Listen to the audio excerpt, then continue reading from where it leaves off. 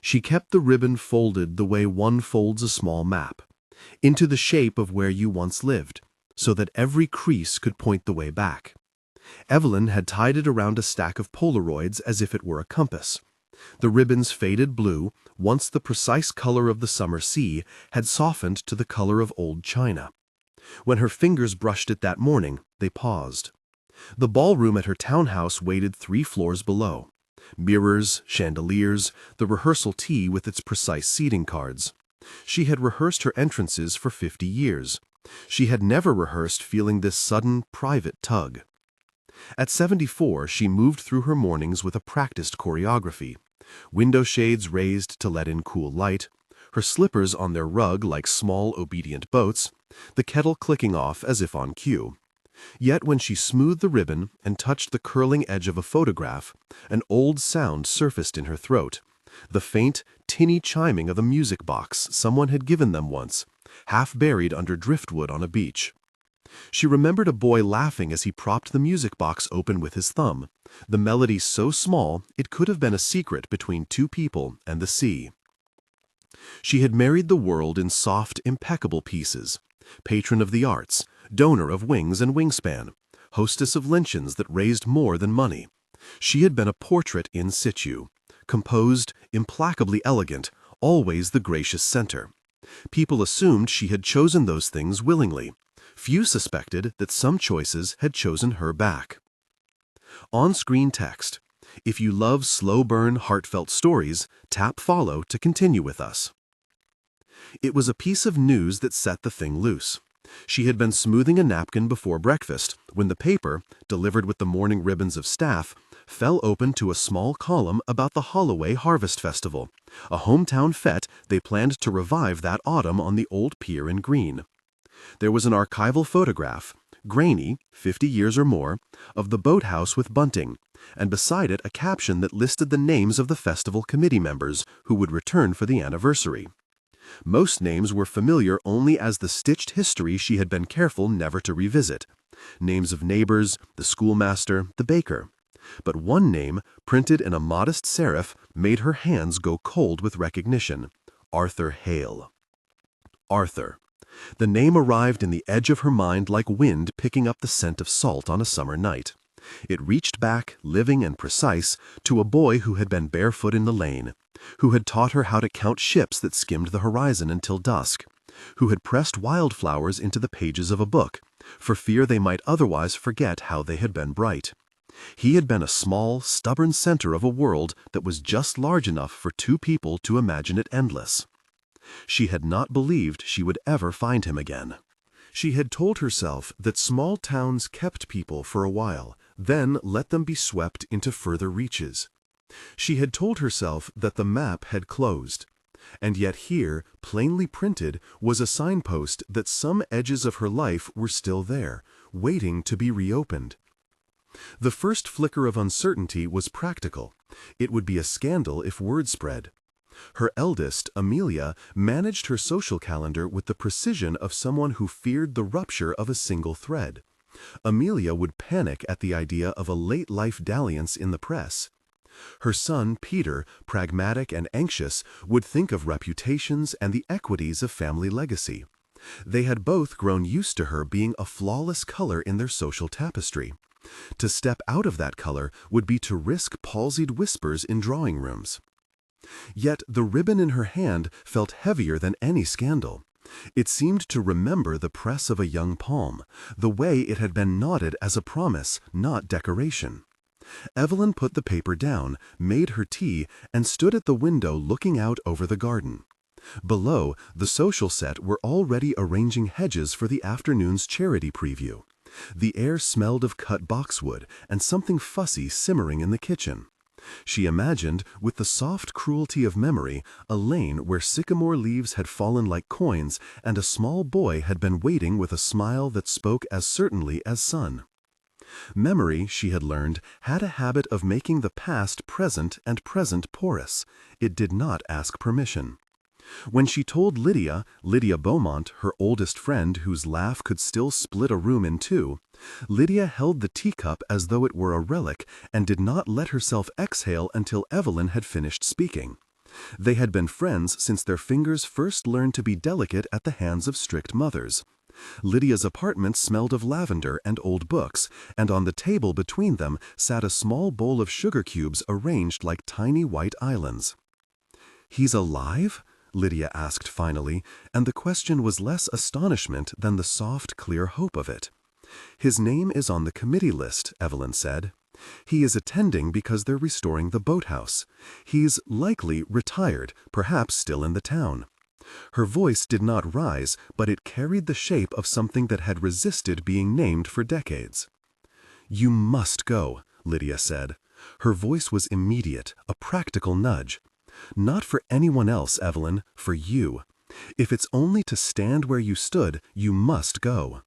But go had its own expenses. There were invitations to accept in the months ahead, a foundation meeting in November that would look askance at abrupt absences. There were grandchildren who expected her to preside over their birthdays with certain theatricalities, the little chairs in her drawing room, the stories read in the stairwell. And there was the steady, protective worry of a family that had always thought of her as the one who did not fracture. When her granddaughter Rosie came that afternoon, with her hair still smelling faintly of the school bus and a sticky frog sticker on her cheek, Evelyn opened the buttons of her own concern into a small, permitted softness. Rosie had a way of seeing everything that was present rather than everything that was true. She sat on Evelyn's lap before the tea and poked into the pocket of her cardigan until she drew out the photograph, deliberately, with the ineffable timing of a child. "Who is he?" Rosie asked, the child's voice deliciously practical. Evelyn looked at the photograph. Two children on a pier, legs swinging, their heads almost touching, and the world folded around the memory like a curtain. She smiled, and this time it was not the carefully regulated smile of a hostess, but the unpracticed one people hoped to catch between two rehearsed expressions. "He taught me how to count the ships," she said simply, and the memory hurried in to fill the space. A summer afternoon so hot the wooden boards had felt soft beneath their feet. The gulls, ordinary as punctuation marks. A tin music box that would not keep still in their palms. We used to say we would measure time by how many sailed past. He liked the second one best because it never hurried. Rosie nodded, as if the idea was sensible and unastonishing. She patted Evelyn's cheek with the tiny confidence of children and then ran off to find a makeshift crown. Evelyn watched her and felt, suddenly and sharply, the chronology of her life not as a straight line, but as a layered map with rivers that might be forded again. That evening, as guests came with their curated chatter and the piano in the corner played discreetly optimistic tunes, Evelyn moved through the room with the smoothness of long habit. She greeted a woman whose hat resembled a small convertible and received a compliment about her pearls. She accepted the role she had played all her life, graceful, benevolent, the kind of person who gave in ways that made headlines rather than demanded them. Yet even amid the clinking crystal and the flutter of conversation, the name on the small yellowed paper kept surfacing. At one point, between canapés and the recital of pledges, she excused herself and went up to the library, where the light through the tall sash windows spilled across the rug like history made visible. She lifted a book from the shelf, moved one arm casually, and from the hollowed place behind a first edition, took out a small music box they had had once. The lid scratched in a way that made the pattern of its brass look like a map of waves. When she wound it and let it play, the notes were smaller than she remembered, as if the speed of the mechanism had been tempered with age, but the music landed with startling clarity in the corners of the room. Across the hall, someone laughed, and the laugh sounded like a bell. Evelyn closed the box and put it in the pocket of her dressing gown. The next morning, she found herself opening an envelope she had not meant to open. There was a flyer, tasteful and small, folded into thirds, announcing the Holloway Harvest Revival, an old friend's name printed there like a reminder that time tosses back things if you stand in the right place. The hesitation that followed was complex and patient. It was not only fear, or duty, or vanity, though all those played their parts. It was a ledger of choices, each one a narrow, well-dressed bridge. At 19, her mother had decided that certain alliances would secure the family's future. The family had a shop in the city. They belonged to a network that measured success by the rooms you were allowed into. Arthur had not been the right fit for a young woman whom fate and forces beyond her chose for certain advantages. It was truer and crueler than any single person's blame, a geography of obligation. She had accepted the move, accepted the letters that grew fewer as the years unspooled, and built a life in a city of rooms that applauded her hosting. But memory does not always align with decisions. It sits in the elbow of the present, watching, patient as an old cat. It refuses to be negotiated away. The first search was the kind that could be performed without much scandal. Enquiries made quietly to a friend who kept old ties, a call to the town clerk by a pseudonymous voice asking about the festival. Evelyn found herself writing notes that felt treasonous only if she allowed them to be. On a Tuesday evening, she sat with Lydia and traced the steps of the lane on a scrap of paper, saying aloud the places she once loved as if recital might summon them. The pier, the boathouse, the lane with the sycamores. People go back all the time, Lydia said. They go back with their hair the same, and their knees creak, and sometimes they find what they came for. Sometimes they come away knowing they don't need it. The point is to know. Evelyn's decision came in the small, decisive motion of buying a train ticket. It felt like an act that could be both private and irrevocable. She purchased a return ticket under her maiden name, and in the quiet of her bedroom, she placed the ribbon she had kept under her pillow, as if to bring with her the small map that might guide steps or at least keep her belongings true. There was risk in this, the risk of gossip if her absence were noticed, the risk that Arthur might not remember her in the same terms she remembered him, or that he might have been someone else entirely in a life that had changed him as it had once changed her. She told Amelia that she had a minor appointment in town, a liaison for a possible gallery gift, and Amelia offered practical advice about security and phone check-ins. Peter rang and spoke of schedules and the importance of not letting the philanthropic agenda lapse. He spoke with the careful, loving logic of a man who wanted to organize every eventuality. Evelyn listened to their voices and felt the measure of what she stood to unsettle. She thought of how much of her life had been comforting in its predictability, how much easier it had been to be consummately the person their circles expected.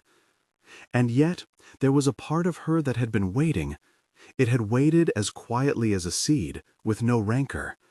The ribbon in her luggage said, in its mute way, that at least some parts of her life had been preserved in the dry, safe place of memory. She boarded the late afternoon train, a small suitcase at her feet and the music box tucked into the lining of her coat as if it were a talisman. The journey down into the countryside was a simple reversal of the maps she'd become accustomed to. The city fell away like a stage set. Hedgerows seemed to lean in to whisper secrets. She watched fields that could have been painted in tempera. They made her think of the way Arthur had insisted that the shadows on the grass were different when the wind was coming from the west. She had always loved the specificity of his observations. They made ordinary things suddenly particular, as if the world, by surviving, had inside it 1,000 private stories. At the station in Holloway, it was as if time had softened into a slower frame. The platform smelled of damp wood and distant sea. A small group of people clustered near the town notice board with the familiar look of people who had known one another since they could identify the shape of the tide. She meant to keep to a margin, to be nothing more than an observer. She wanted to see the town through the thin, steady lens of someone who loved it at a distance. But people of small towns have a way of being both quick and, at the same time, politely slow to notice things until they need to. A child ran past with a fishing net. An old man called a greeting she recognized on the cross breeze of an old habit. Evelyn walked with the careful, quiet steps of someone who did not want to be noticed. She pulled in the scent of salt and wet rope and let the memory press against her chest. Her first encounter with the present of Arthur Hale was almost an accident. She had been following the crowd down toward the pier when she saw him, or at least she thought she did, a man bending over a crate, his hat shading him, the way his shoulders cupped as if he accepted the world by tending it. For a moment she simply stopped breathing, as if air itself might ruin the shape of what she was about to see. Then he straightened and turned, and the profile was the outline of a time-sung face she remembered in detail. The slope of nose, the stubborn line of mouth, the eyes that had always had a way of looking like they were trying to find the thing they needed in a room. It was not the exactness of youth. There were more lines, a gentleness that time had braided into him, but the fundamental geometry was intact. She felt her hand go to the ribbon in her pocket. For a blink, she allowed herself to believe that all the years could be bridged by the smallness of that recognition. She did not move to meet him. The crowd was thick with acquaintances and committee members, and she feared the kind of scene that would mutate into gossip, and gossip, like a tissue soaked in ink, could not be unread. She paused like someone trembling on the edge of an old stage, and then she kept her distance, watching as he spoke politely with a woman about bunting, his voice as gentle as she had once known it. He laughed once, not loudly, and the laugh landed somewhere she knew in her body. A near miss is a small, exquisite sort of torture. She stayed at the edge of the event, a silent spectator, listening to the hum of plans about placards and stew pots, to the sound of volunteers deciding who would man what stall. It occurred to her that the courage required to speak then was different from the courage required in a younger life. Then, courage had been about defiance. Now, it felt like translation, finding a new language for what one wanted and who one had become. That night, in a little inn that smelled of stew and polished wood, she laid out the photograph beside the bedside lamp. She traced the faces as if to confirm they were not figments. Outside, the sea moved with its slow, faithful rhythm, and in the window, the lights of the town made small constellations.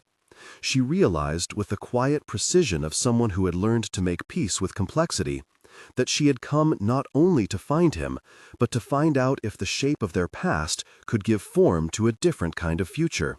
That was the real test. Not whether the recognition existed, but whether it could be mutual and humane, respectful of years and of other people's expectations.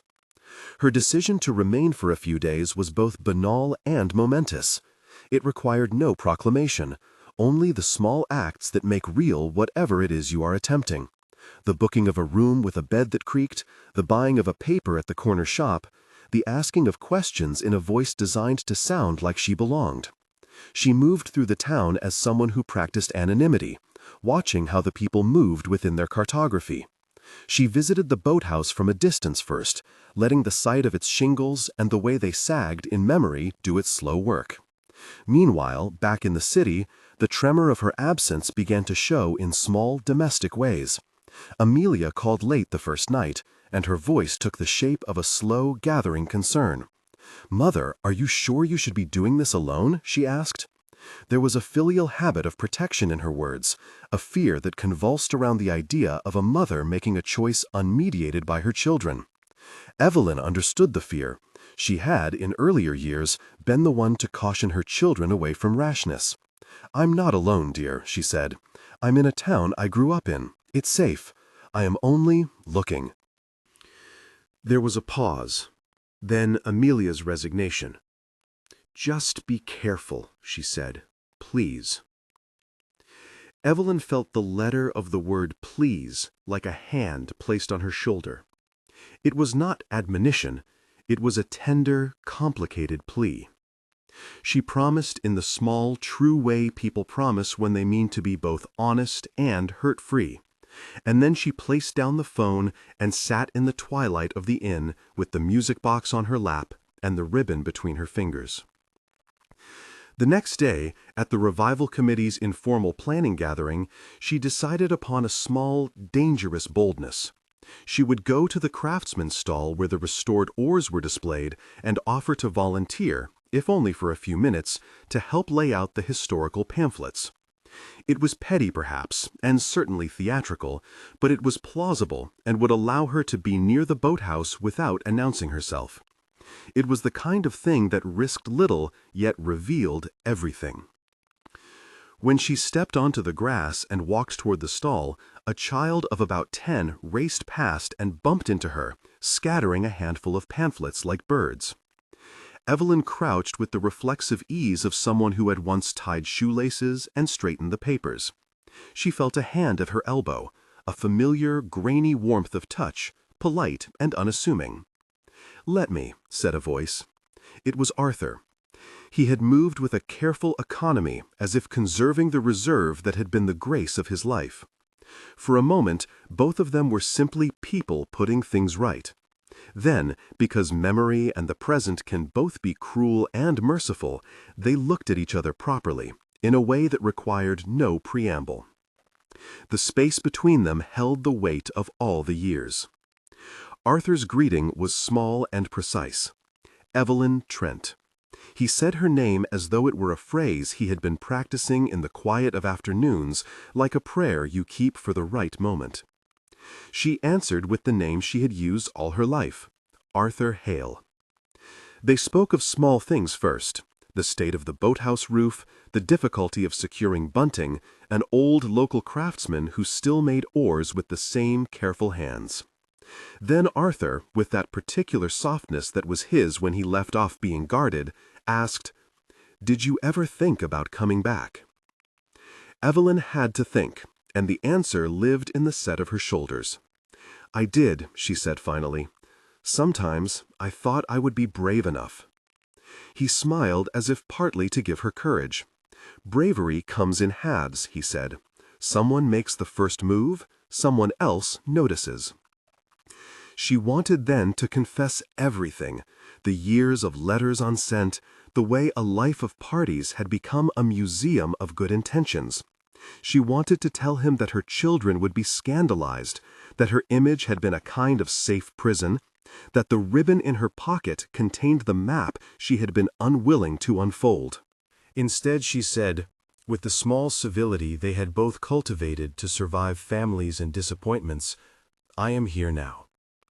Arthur's look softened into something that included recognition and the peculiar, honest pity of someone who had kept his own places of regret. "So am I," he said simply. They did not speak of the decades in one breath. Both had learned that what mattered most was the next sentence. Evelyn felt, in that exchange, both the relief and the vertigo of having arrived at a place of possibility. There were no theatrical proclamations, no sudden flood of cinematic surety. There was only the small human work of naming what had been, and then considering what might be done with what remained. That night, lying in bed with the music box under her pillow and the ribbon like a small blue bookmark, she realized that her life had shifted a degree. Little things felt different. The way the bedspread smelled, the sound of people walking on the stairs, the fact that a memory could be mutual. The decision to stay another day felt necessary. To leave would have been like returning a borrowed pulse. She slept unevenly, aware that the next morning would require choices.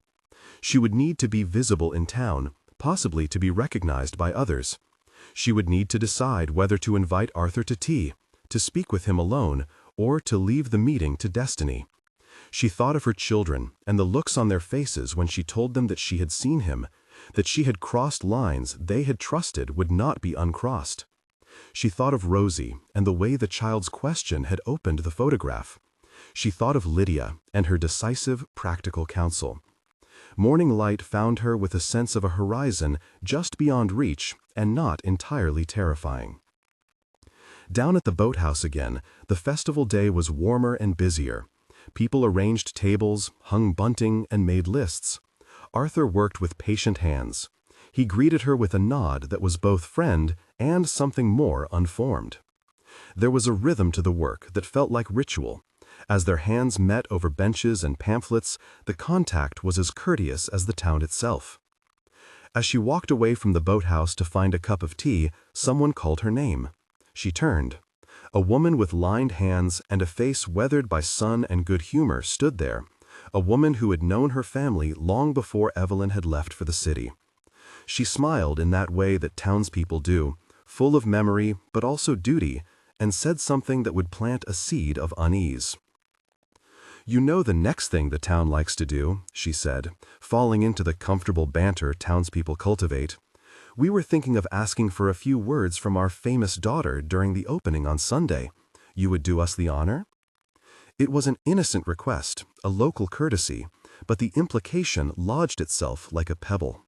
To stand and speak in public about the festival, in the same week she had come back as a private person, had the potential to reframe every conversation.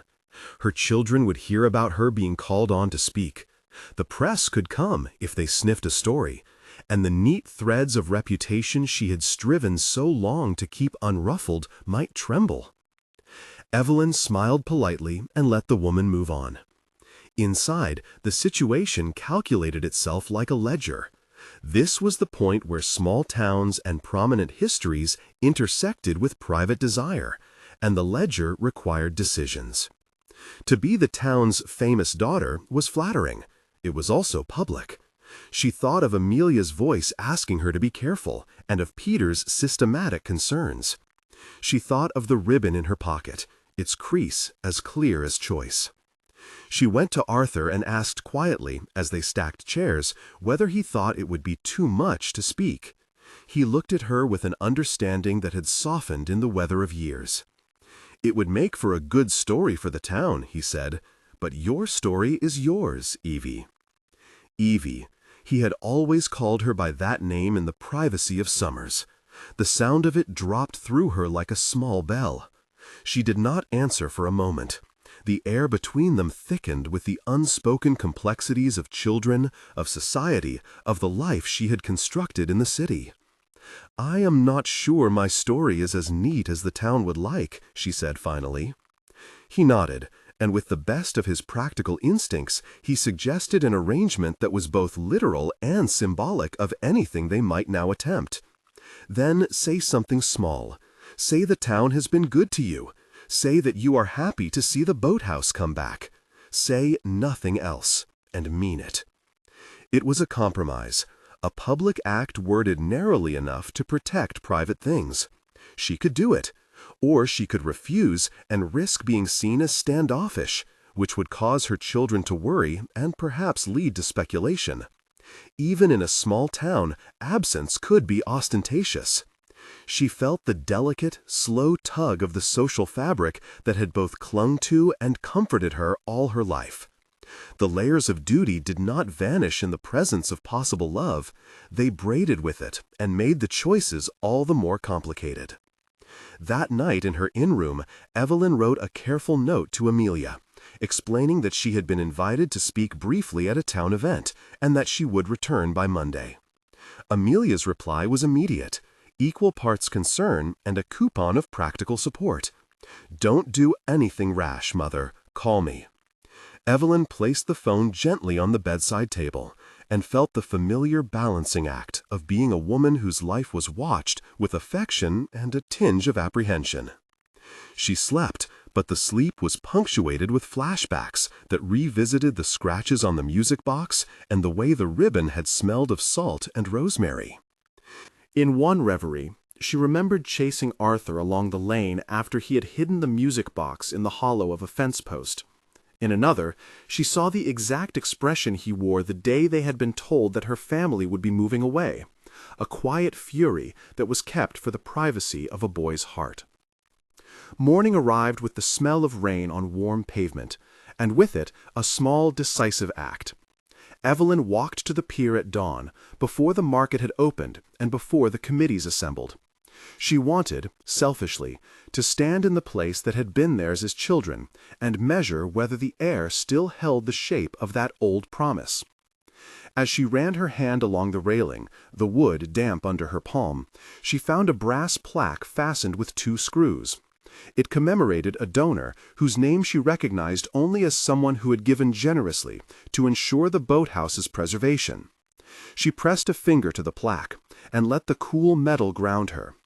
The sea looked the same, but older, a piston of gray and soft green. She heard footsteps. She turned and found Arthur there, his coat damp from the mist, his hair flattened at the brow from wind. He had the look of a man who had woken early and chosen to be where things were being made again. They spoke without flourish. "Did you sleep well?" he asked. "Not particularly," she admitted. "Old habits." He smiled, and it was a small reparative thing. "Do you want to know what I did when you left?" She looked at him, and in the space between them he unfolded a story that surprised her in its particularity. "I kept making things," he said. "Oars, mostly. People kept asking why I didn't move, and I kept saying that there was nothing to be moved to that mattered more than this." He gestured at the sea as if it were an old map he had never wanted to leave. "I thought of you sometimes, always when the tide was wrong." Evelyn felt the odd, gentle sting of being remembered the way she had remembered him, not as an idea, but as a lived life. It made the time between them take on a new texture. There was no reproach in his voice. There was an honesty that had been cleansed of the arrogance of youth, and stood as a simple offering. They sat on the low wall and talked as neighbors might, but each sentence folded in layers, the particulars of jobs, of losses, of children raised with different degrees of grace. They did not speak of all the years in a single breath, because neither had the desire for easy closure. They spoke of small, true things. The way the town had held on to the certain shoreline, the baker's son who had become a teacher, a stray dog that had learned to be town property. At one point, Arthur reached into his jacket and brought out a small object wrapped in oilcloth. He unwrapped it with the care he might have given to a relic and held it out. A small oar, carved with a child's clumsy hand, polished by time and use. Evelyn recognized it immediately. A piece he had carved when they were both adolescents, given to her as a token to tie to the ribbon that had since softened. She touched the grain and felt its familiarity as if it were the memory of the heat of sun on her neck. "Why did you keep it?" she asked. "Because I thought you might come back for it," he said, simply. She realized then that what she had feared, that he would have forgotten, had been wrong. He had not forgotten. He had kept a small thing, a measure, so that if she came near again, there would be a place to begin. There were consequences to giving and taking memories in such a way. The town's festival, the committee, the social obligations, they were all real constraints upon the gentler project of two people rediscovering one another. Yet to those constraints she felt an increasing impatience, not outrage, but a fatigue with the way life could be arranged so tidily that it erased the soft contours of the heart.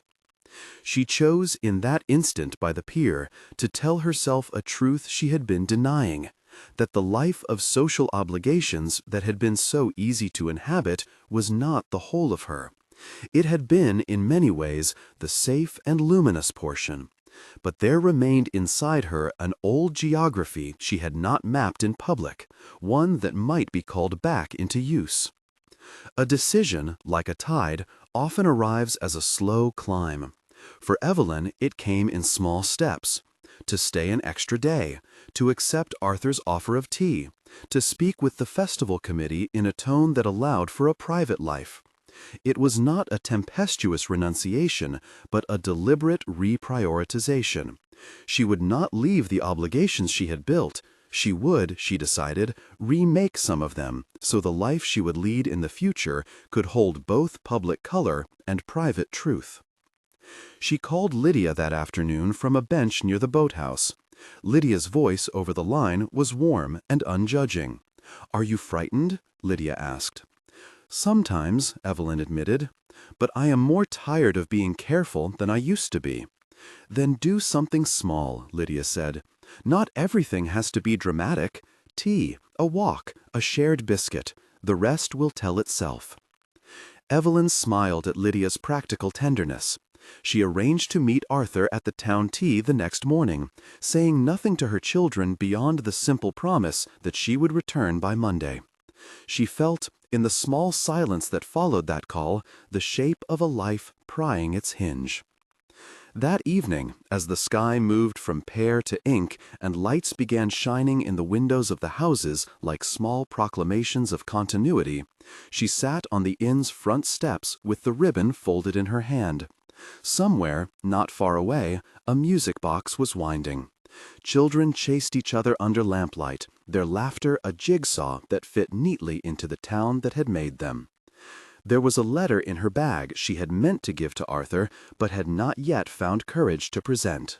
It was the kind of letter that people rarely wrote anymore, careful, handwritten, with ink smudges where emotion had dragged the pen. It contained a note of apology for the years of silence, a little account of what she had done, and a quiet invitation, not a demand, to speak about what might be possible now.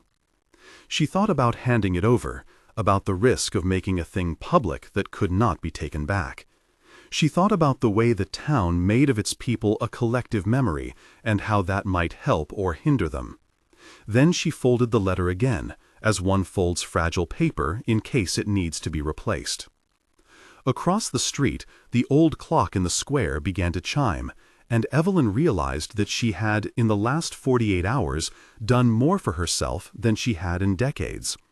She had unbuttoned an old part of herself, and like the careful unfastening of a dress, it felt both intimate and slightly rash. She was not naive. She knew the likely conversations awaiting her on return, questions that would come not with malice, but with the bluntness of people who feared what they did not understand. She knew the risk of being misread, the meanness of gossip. But she had later life desires, quiet and considerable, to be seen not only as an ornament of taste, but as a woman with loves and longings that had survived a life of choices. She had decided to risk the small, honorably defended scandal of being human. The town had a small music hall where nostalgia and sometimes practical meetings occurred. She had resolved to go there the next afternoon, where people gathered to pin up festival plans. The hall had been where they had once, as teenagers, danced to a gramophone, her and Arthur pressing close in a way that did not yet have the language of guilt. To return there with the intention of not hiding felt like the small sacrament of someone reclaiming their own history. As she laid out the next day's choices, speak only briefly at the opening, visit Arthur for tea, walk the sycamore lane again, she felt the stirrings of both dread and breathtaking hope. The two could coexist. Life, she found, could be both careful and sudden in the same breath. She moved through the festival days with a new keenness, as if seeing the town through a lens cleaned of years. Each face that turned toward her registered now as a map of relationships lived and unfinished. People greeted her with the same gentleness they afforded old friends who had left and returned. Some with more curiosity, one or two with a small, polite reserve. Her presence had the effect of a stone dropped into a pond, the rings spread, slow and inevitable. The music hall gathered them on a Wednesday afternoon. It smelled of polished wood, boiled tea, and a faint undertone of lavender that seemed to belong to the town as much as the clock tower. Old photographs lined one wall in mismatched frames. The very same faces who had been young in those pictures now sat in chairs, hands folded, listening. Evelyn sat near the back, a shawl over her shoulders, though the room was warm. Arthur had agreed to come. He took a seat halfway down the aisle, the sight of him ordinary enough to be shocking in its ordinariness. She watched the way his fingers found the edge of his notebook, the careful, modest gesture of a man who still worked with his hands. They talked there of the festival's logistics, of where the vintage boats would be arranged, and of whether the school's choir could be gathered to sing on Saturday. Evelyn kept her remarks practical, confining herself to the things she knew, the fundraiser portion, the school's needs. Yet when the chairman invited anyone with a memory to share, the small flood of recollections made the room feel like a tide pool of years. An elderly woman spoke of first dances held beneath lanterns. A man with a half-formed cough recalled the old bake shop's treacle tarts. When the chairman turned, as if by habit, toward Evelyn and asked if she would say a few words as the town's famous daughter, she felt the old, familiar choreography lengthen in her, the smile, the small nod, the practiced tone. She could have read the short speech she had prepared, a tidy paragraph about the importance of preserving places that hold memory. The plan had felt like a solution in town terms, an elegant, safe offering. Instead, standing beneath the high windows, she chose a different, bolder shape. She began with the prepared lines, and then, as she looked out at the faces that had been the geometry of her childhood, the music in the room softened, and a more private voice found a way into the public sphere.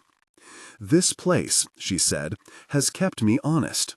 She could feel Amelia's tightened jaw like a pressure at the back of her neck, could see Peter's careful posture in his head, as if she were scanning for trouble. She felt the gravity of their watchfulness, but she kept going. "There are people here I loved before I learned to love things that looked proper. We measure our time by different things." Her eyes drifted to Arthur, without meaning for anyone to read anything into the glance. But eyes read what they needed. "I am grateful the boathouse will stand again, for the sake of those who danced here and those who will someday learn to dance." It was small and honest, and, by town standards, a touch irregular. She did not mention names. She did not declare romance. She simply shifted the public frame by letting a private truth be seen. There were soft looks, some puzzled smiles, a cluster of polite applause. Somewhere near the back, a child began to clap, as if the words were a promise she could understand.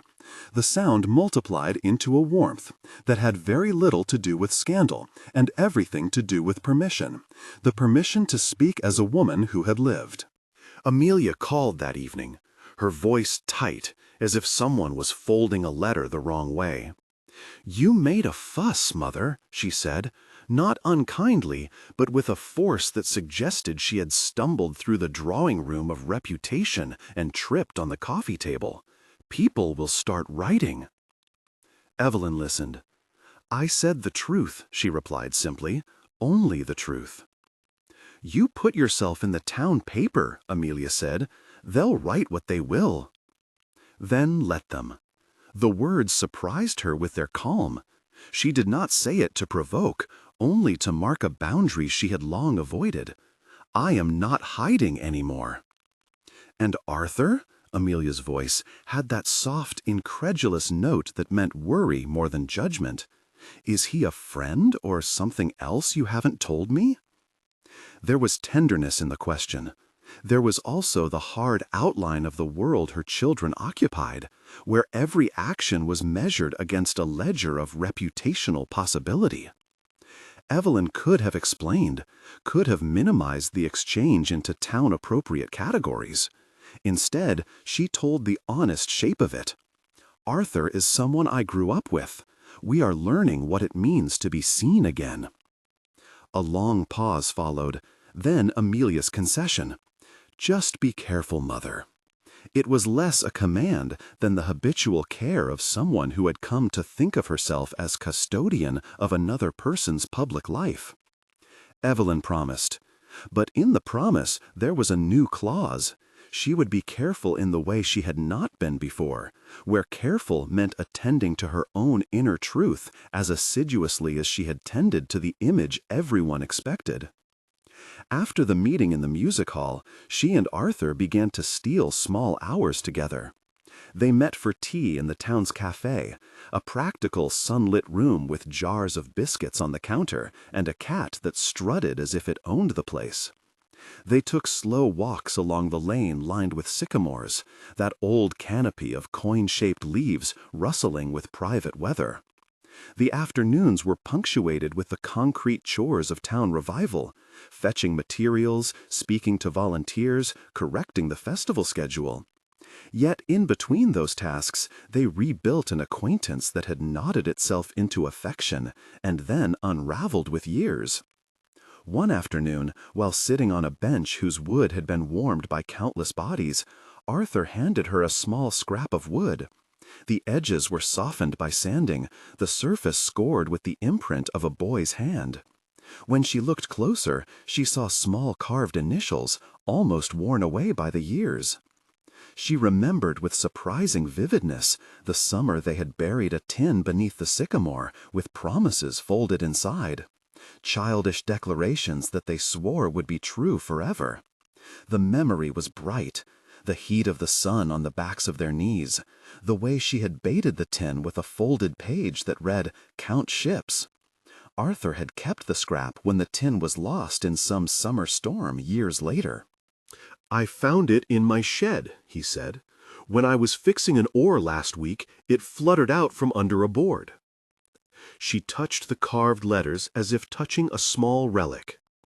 In that contact, the past was immediate. Their secret pact to count ships, the dare to imagine a life not bounded by parental edicts. She saw again the laughing boy who had wedged the music box between his palms and told her it would keep time for them. The flash of that childhood memory was as vivid as a painted skylight, light channeled through an old glass.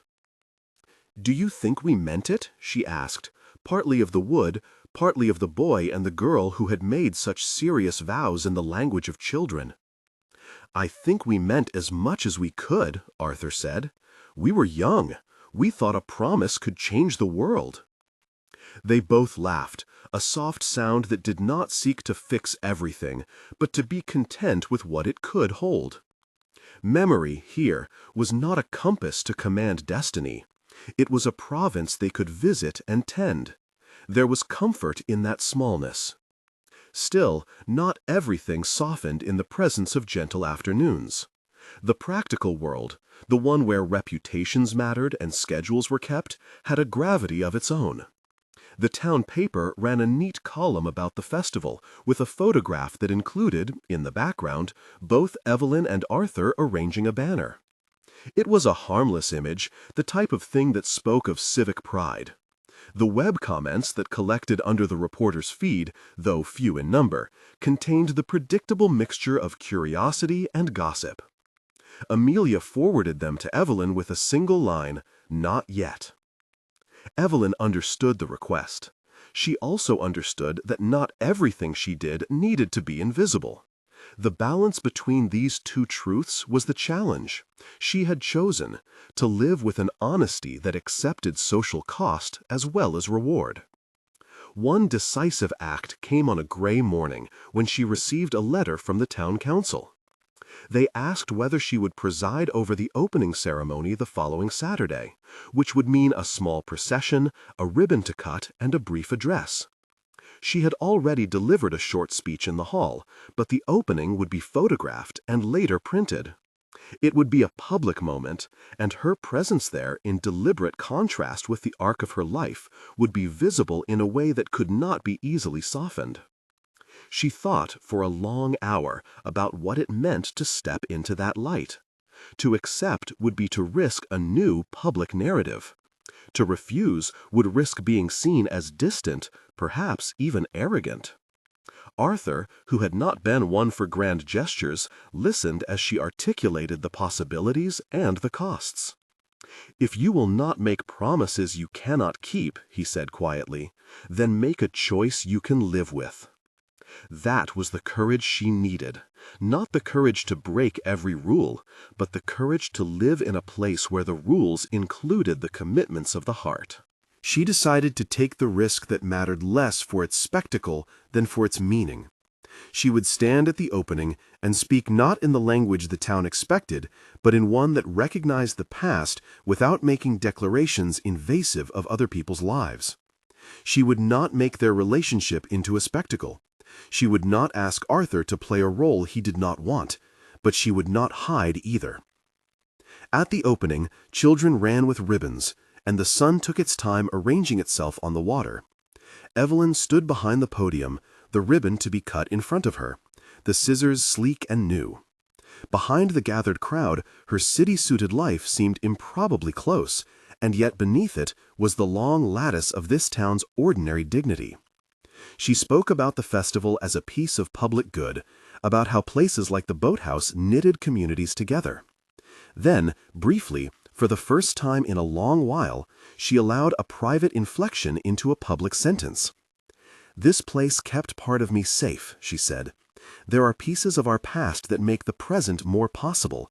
Thank you for keeping them." In the assembled faces, she saw the ripple of understanding that was not prurient. She saw children looking up with the simple hunger for stories they could inherit. She saw Arthur standing a little way off, hands folded, with the ease of someone who knows his own modest boundaries and his own heart. After the ceremony, there were photographs. A journalist with a polite manner asked if she would comment for a column on coming home. She answered with the practiced tact of a woman who knew when discretion was itself brave. "I am grateful," she said simply. "That is enough." The headline that ran the next day read, in small type, "Holloway's favorite daughter helps reopen boathouse," and the piece included a line about old friends in attendance. There was no scandal. There was, instead, the quiet notice that a life could be more than one story. Back in the city, however, the ripple was not meaningless. Amelia arrived on the Sunday with a suitcase and a face that had been defined for years by a logistic way of loving. She had read the column. She had seen the photographs. She had come not to scold, but to see the mother she loved up close, to measure what had changed. The two met in Evelyn's parlor, where the curtains were drawn against the late autumn sun, and the air smelled of coffee and the remnant perfume of garden herbs. Rosie, who had been visiting for the weekend, flitted in and out like a small, exuberant comet, depositing and retrieving something sparkly. Amelia settled into an armchair as though into a post she had long used. "You surprised us," Amelia said after a moment. The words were an anchor and a question. "I surprised myself," Evelyn admitted. "I thought about what my life had been made of and what it had left off." "Is this about Arthur?" Amelia asked, careful not to push beyond the limit of what she felt rightful to ask. "It is," Evelyn said, simply. She told her daughter, without apology, the plain story. How they had been two children making promises, how they had gone different ways, how a town revival had provided a gentle doorway back. She did not spin it as a violation of duty, nor did she seek to convert Amelia's concerns into accusations. She told the truth with the same measured tone she used when hosting a donor. Amelia listened with a mix of worry and a dawning comprehension. "So, what now?" she asked finally. Evelyn smiled in a way that was both rueful and content. "I do not know," she admitted. "I only know I cannot unlearn what I am rediscovering. There may be Mondays I spend here, and others when I am there. Arthur is not asking for anything dramatic, and neither am I. I want to be honest about where I am." Amelia softened. She sat forward and took her mother's hand, an unperformative, familial reach. "As long as you are safe," she said, "and as long as you ask for help when you need it." "If I need help with anything," Evelyn replied, "I will ask." The days that followed made room for small, meaningful gestures rather than sweeping declarations. Evelyn invited Arthur to the city once, for a modest lunch with a couple of friends who were used to her world but not to his. He arrived in a simple coat and the careful, weathered hands of a man who'd built things with patience. The lunch was cordial, if slightly bridging two languages, the town's practical modesty and the city's cultivated polish. When Arthur laughed about a repaired oar and a stubborn nail, the friends listened with genuine curiosity. They found there was tenderness in his modesty, and a clarity in the way he spoke of work that was quietly admirable. Later, she took Arthur to her townhouse garden, a private, cultivated corner where she had spent years choosing the right roses and breeding precise topiary. He was respectful of the space. He commented on the smell of her lemon thyme with the unvarnished appreciation of someone who knew real sense. Rosie and the other grandchildren arrived, bringing biscuit crumbs and questions. Their acceptance, immediate, unbothered, felt like a balm. A small boy asked Arthur whether he could show him how to sand a piece of wood. The boy's hands, small and already clumsy with ambition, wrapped around a tool Arthur handed him with the right combination of firmness and patience. In that moment, the family's practical heart opened in a way that felt promising. Not all adjustments were smooth. There were moments of awkwardness, a cousin's whispered comment at a luncheon, a neighbor's small surprise at their joint presence at a charity preview. But Evelyn had chosen to accept a certain degree of unease in exchange for the steadier pleasures of being seen as who she was. The true swing of the story, its most honest, unadorned beating, came one evening at the boathouse. The sky was low, and the light had that brittle clarity of late autumn when shadows lean in early. They had spent the day moving a stack of benches, and when the work wound down, the volunteer group retreated, leaving the place quiet. Arthur hung back with a thermos of tea. Evelyn accepted a cup and sat on an old trunk as the gulls arranged themselves in the far recession of the pier. There, in the hush after the practicalities of the day, they steered into a conversation that had been gathering like a cloud. They had already told small truths to one another. Now they would attempt a larger one. Arthur began, slow and steady, with the plainness he reserved for things that mattered. "I should tell you why I stayed," he said. "Not because the sea trapped me, because I wanted to be somewhere I could make something with my hands. I thought if I kept making things, the rest of life would find its shape. I told myself that if I stayed, I would be useful. I thought maybe you would come back. I thought about you when I carved things, sometimes." Evelyn nodded, the cup in her hands suddenly heavier with the weight of good confession. "My family asked me to make choices," she said. "They believed they were making the right ones. There were letters, some I wrote, some I never sent. There were reasons we made the lives we did. I believed I was choosing security for a family that needed it, but there are parts of a choice that are quieter than we expect. Love is one of them. It continued to live under the things we built." Arthur's face, in the amber of the late light, looked as if it had been carved to hold patience. "Did you ever think I forgot?" he asked. "No," Evelyn said, and the simplicity of the denial surprised them both. "I thought you had been given to other things. I thought you might have been caught by life the way I had." He admitted, with the kind of humility that had become his, that he had once written a long letter, intending to tell her he would come to the city and find work there, but that he never did. He had lost a small postage stamp among his tools, or perhaps he had misplaced the courage. The truth rested between them not as an accusation, but as a small fact that had grown into years. Opportunities missed, misread signals, the slow accretions of patience meant well, but not always properly executed. They talked for a long time about the practicalities of living now, about pensions, about houses that had to be tended, about the children and what it meant to rearrange visits. They discussed the edges of their commitments with the frankness of people who had survived decades of consequence. There were tears, quiet and brief, not theatrical, but true.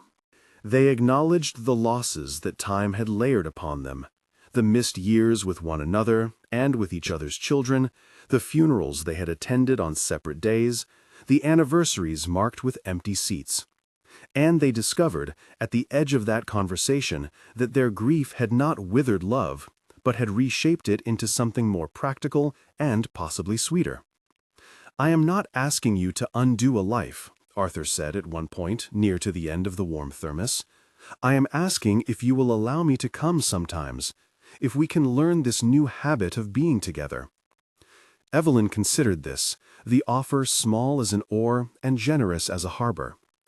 "I am asking for exactly the same," she said, "not to erase anything, but to make room." They did not vow forever. They did not promise bliss or miracles. What they promised was steadiness. Visits, shared cups of tea, the occasional city lunch, an agreement that they would not keep secrets that mattered.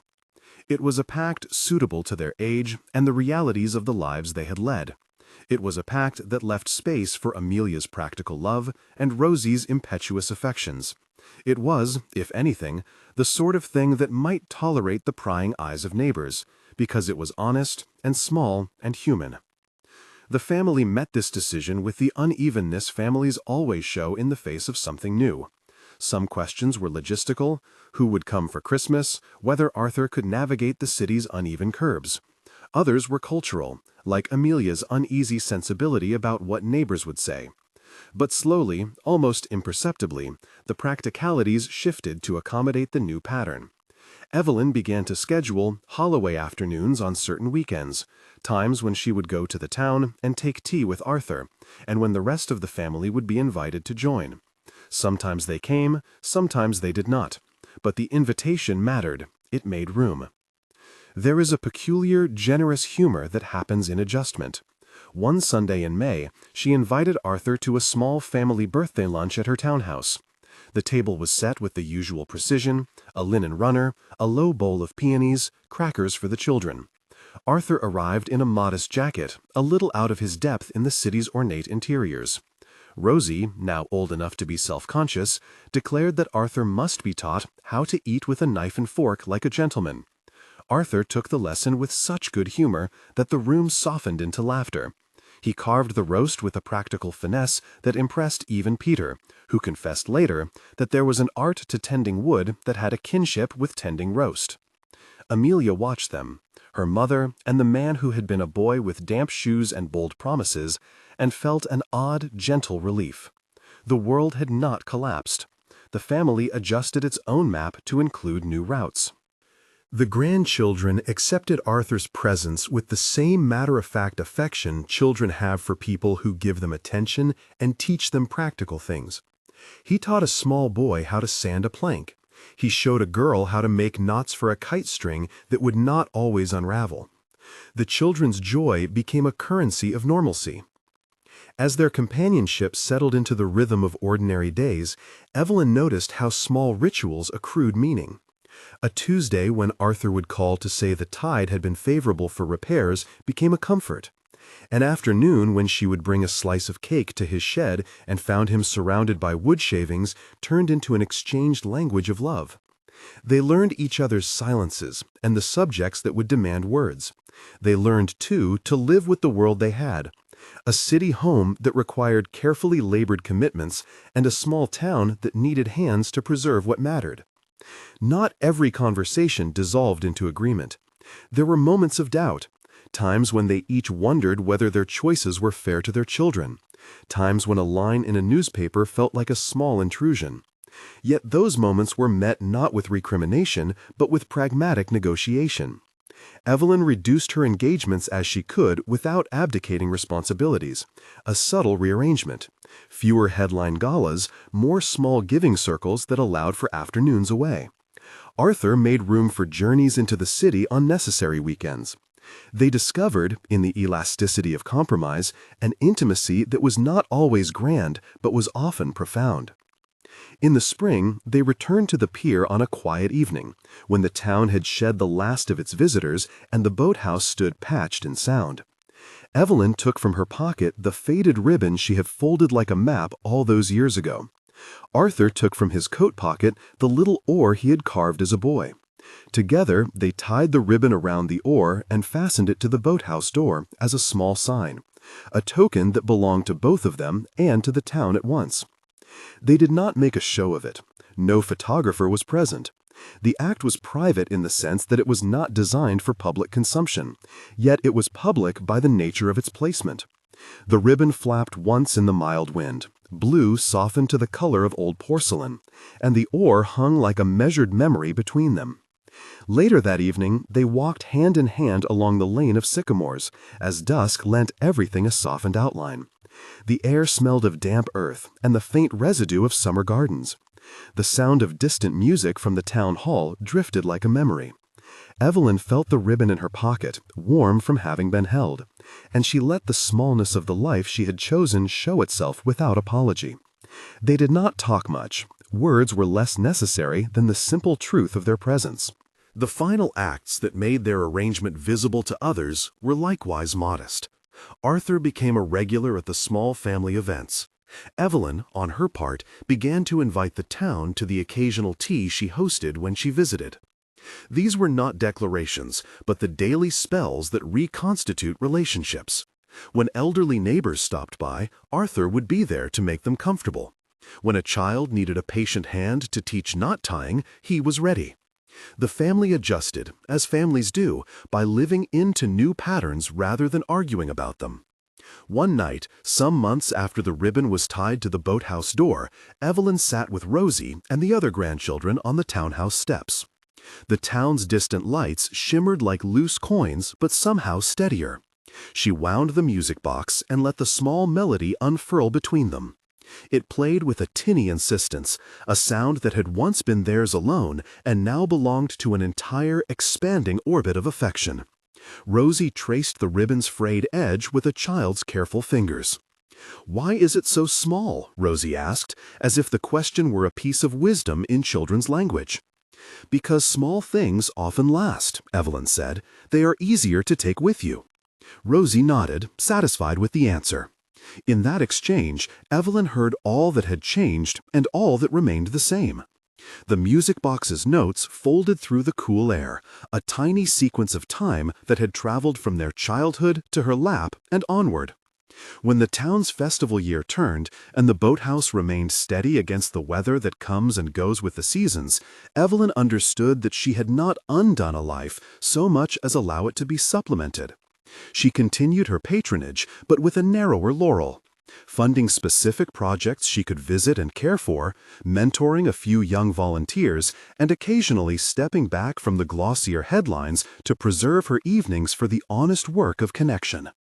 On a windy afternoon, not long after dusk had silvered the water, she and Arthur returned to the place where they had first sat as children and counted the ships.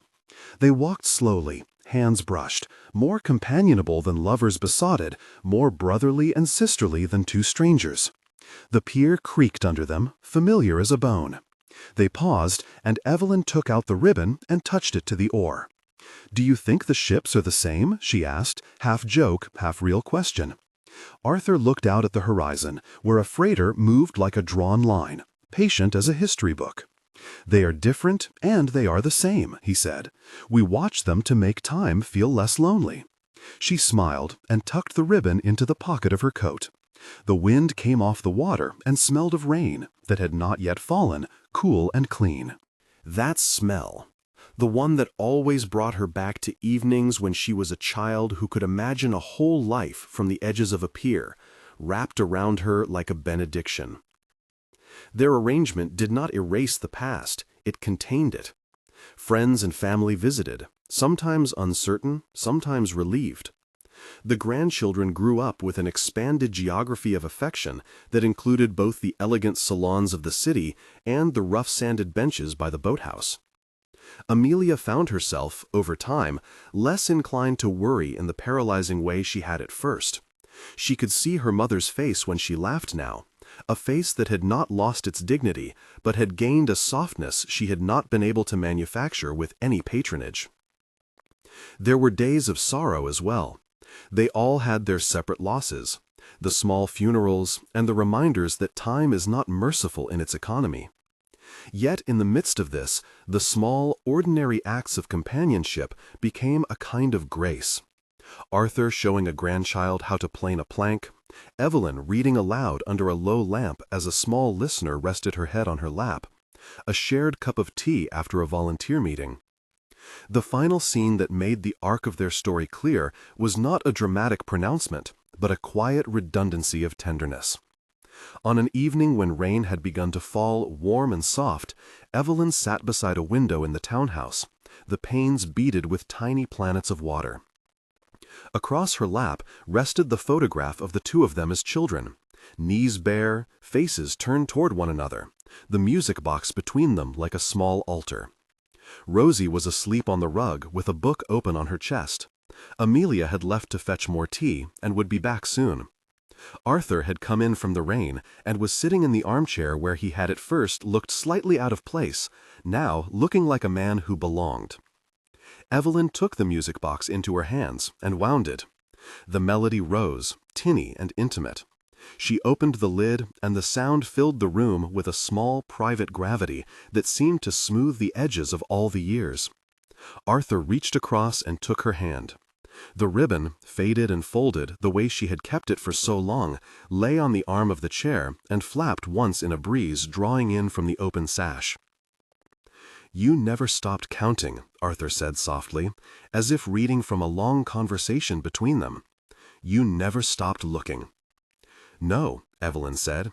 "I just learned to count differently." They sat with the music playing, the children breathing in the soft night, the city outside with its small hum of lamps and distance. The future was not a clean line. It was a series of days, some rough, some golden. They had no promise of anything more than that. But in the little acts they had chosen, visiting, shared chores, honest conversation, invited family inclusion, they had found a new, plausible contentment. The ribbon, music box, photograph, and the little oar hung together now in her mind like a constellation, small markers that helped her navigate. She had relived a great childhood love not by recapturing youth, but by honoring the present truth it could shape. Her life had not been erased, it had been supplemented by a slow, honest continuity. She had, in the later chapters of her days, made room for an old love to exist with dignity and the steady habits of ordinary care. If Evelyn's courage to choose a life that included public color and private truth moved you, consider subscribing to follow more stories about second chances and human tenderness. Share this with someone who might find comfort in a life remade quietly.